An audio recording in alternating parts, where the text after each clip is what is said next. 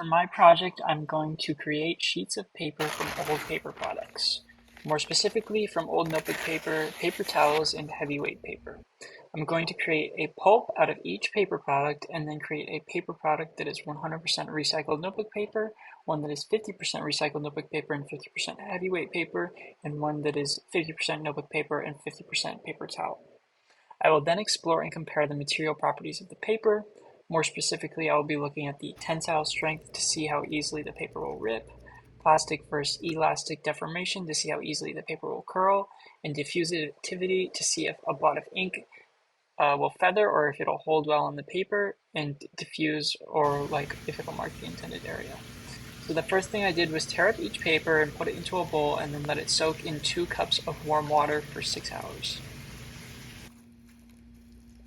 This will allow the paper to absorb the water and soften up, and then during the next step, when I blend it, it'll make it easier to turn into a pulp. So I blended it and then turned it into a fine pulp and then strained the water out.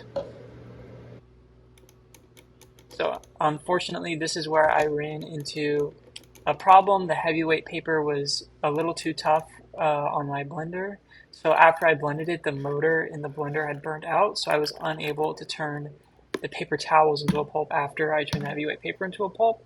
So instead, I just decided to restructure the experiment to create paper that was purely recycled notebook paper, paper that was purely recycled heavyweight paper, and then a 50-50 mixture of the two. So I started mixing the heavyweight paper with the excess pulp and then dipped the mold into the slurry and then set the former pulp onto a sheet to dry, making sure to use a sponge to drain the excess water. And I made 2 sheets of each type of paper just in case any accidents occurred while testing the paper. And then I repeated this process for the regular notebook paper and then for the mixture. I mixed equal parts recycled notebook paper and recycled notebook paper pulp and recycled heavyweight paper pulp, and then repeated the paper making process again.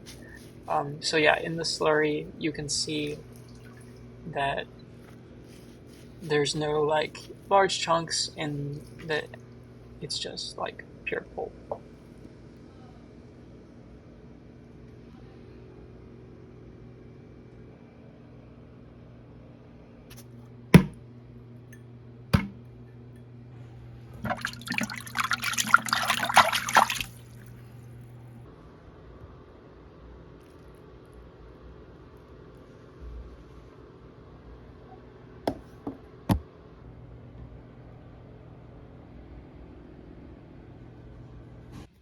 So I let the paper dry overnight, and then coming back the next day, the paper was dry and I was able to peel it off of the sheet.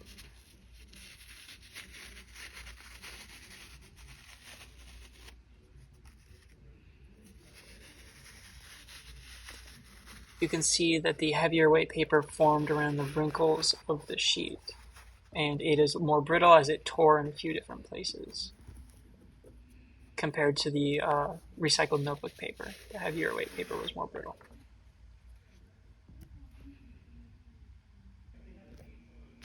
So the first thing that I wanted to evaluate was the plastic versus elastic deformation. So I first tested the recycled heavyweight paper and just applied a little bit of force, and as you can see, it exhibits plastic deformation as it holds a new shape after just bending it a little bit.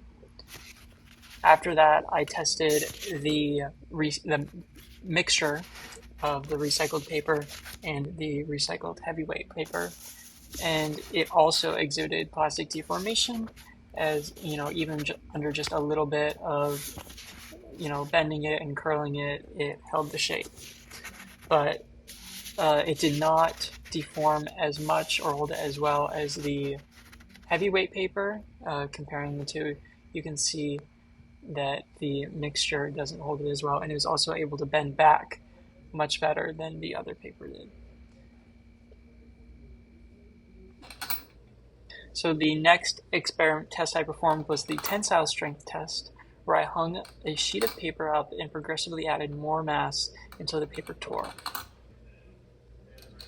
I used these little hanging weights that we used in physics lab to test the paper, just progressively adding more and more to both weights at the same time. But Unfortunately, I did not have enough weight to get even the lightest weight paper to tear. So the maximum weight of the paper that the paper could hold was, or the maximum amount of force that the tensile that the paper held was 3.22 newtons. So the third and final test I performed was an ink blotting test to observe the diffusivity of the paper. First, I tested the recycled notebook paper and feathered a bit, and you can see the ink spread and diffuse around the point where the pen initially touched.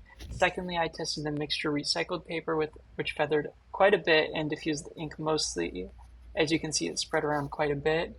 I think that this is likely because of the mixture of two different sizes and weights of pulp that allows for more gaps in the material, which allows for more interstitial diffusion to occur.